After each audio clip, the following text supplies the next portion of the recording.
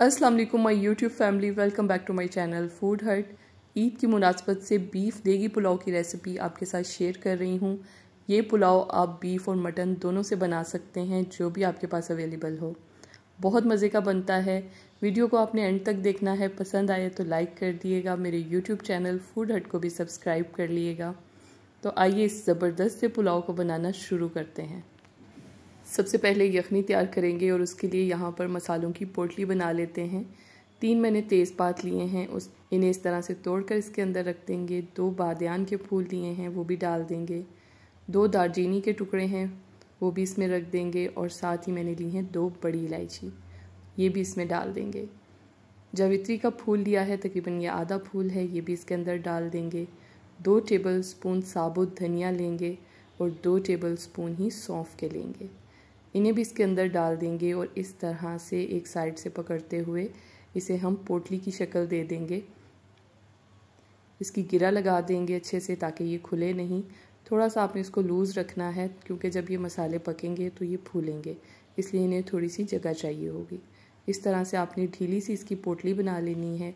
इसको अच्छे तरीके से अब धो लेंगे ताकि मसालों में भी जो भी मिट्टी वगैरह है वो निकल जाए।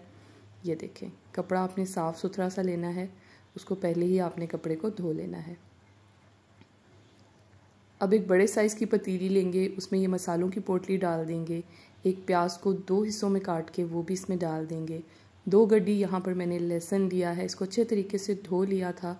इसकी जो जड़ों वाला हिस्सा है उसको भी छुरी से काट के अच्छे तरीके से साफ़ कर लिया था, वो भी इसमें डाल देंगे। गोश्त मैंने लिया है 1 किलो। ये हड्डी वाला चिकना गोश्त है, आप चाहें तो बोनलेस भी इस्तेमाल कर सकते हैं, लेकिन अगर थोड़ी सी चिकनाई और हड्डी हो तो इससे यखनी अच्छी बनती है।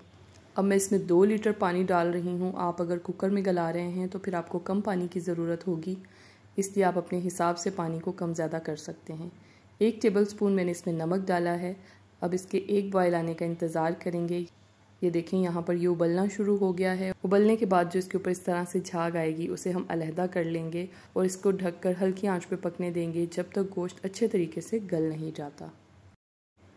ये देखें, इसको तकरीबन पकते हुए 50 मिनट हो चुके हैं और गोश्त गल चुका है। अब मसालों वाली पोटली को निकाल लेंगे और इसमें थोड़ा पानी डाल के इसको अच्छे तरीके से निचोड़ के वो वाला पानी भी यखनी में शामिल कर देंगे।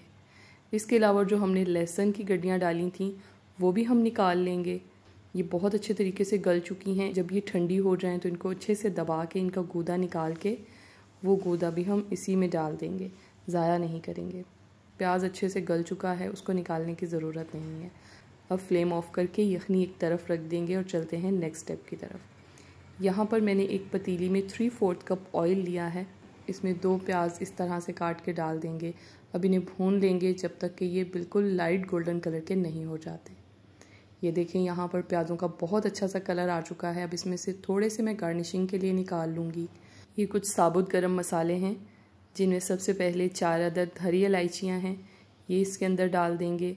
1 बादियान का फूल है, साथ ही 5 से 6 लौंगे हैं।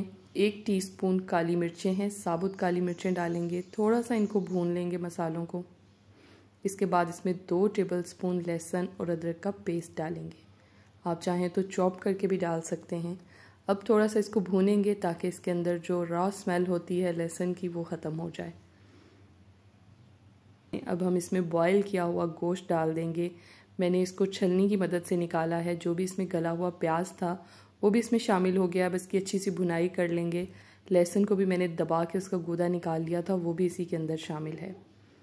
अब इसमें 1 टेबल स्पून ज़ीरा डालेंगे और इस स्टेज पे अब इसको अच्छे तरीके से भूनेंगे। गोश्त की भुनाई बहुत ज़्यादा ज़रूरी है, इसलिए आपने इसको 5 मिनट तक अच्छे तरीके से ज़रूर भूनना है। ये देखें, यहाँ पर बहुत अच्छी गोश्त की भुनाई हो चुकी है। अब मैं इसमें 2 से 3 हरी मिर्चें काट के डाल रही हूँ। साथ ही मैंने 2 अदद टमाटर काट के डाले हैं और यहाँ पर मैंने लिया है आधा कप धनिया कटा हुआ, ये भी इसके अंदर डाल देंगे। थोड़ा सा इसको मिक्स करेंगे, ज़्यादा नहीं पकाना है, बस। गोश्त की भुनाई हो चुकी है। अब हम इसमें यखनी शामिल करेंगे। यखनी हम चावलों के हिसाब से ही डालेंगे। जितने हमने चावल लिए हैं, जिस डिब्बे से या जिस बर्तन से हमने उसकी पैमाइश की है वो डबल कर लेंगे। मैंने यहाँ पर 750 ग्राम चावल लिए हैं और जिस डिब्बे से उनकी पैमाइश की थी वही डिब्बा मैंने डबल यखनी का डाल लिया है। यखनी अगर कम पड़ रही हो तो आप इसमें मज़ीद पानी भी शामिल कर सकते हैं। अब इसमें 1 टीस्पून पिसा हुआ गरम मसाला डाल रही हूँ और साथ ही 1 टीस्पून मैंने इसमें डाला है नमक। अब इसे मिक्स करेंगे और बॉयल होने देंगे।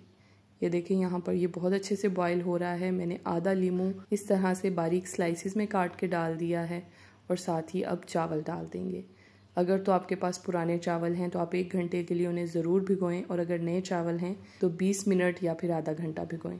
चावलों को अच्छे तरीके से धो लेंगे और पानी निकाल के इसके अंदर डाल देंगे। जब ये इस तरह से पकने लगें और इनका पानी भी थोड़ा सा खुश्क हो जाए तो आप नमक चेक कर सकते हैं। मैंने मज़ीद नमक नहीं डाला था क्योंकि हमने यखनी में भी नमक डाला हुआ था और 1 टीस्पून नमक मैंने बाद में भी शामिल कर दिया था। अब हम इसको दम लगाएंगे। ये देखें यहाँ पर पानी बहुत अच्छे तरीके से खुश्क हो चुका है। जो प्याज हमने पहले से ब्राउन करके रखे थे वो इसके अंदर डाल देंगे और 1 से 2 हरी मिर्चें काट के डाल देंगे और इसे दम पे रख देंगे।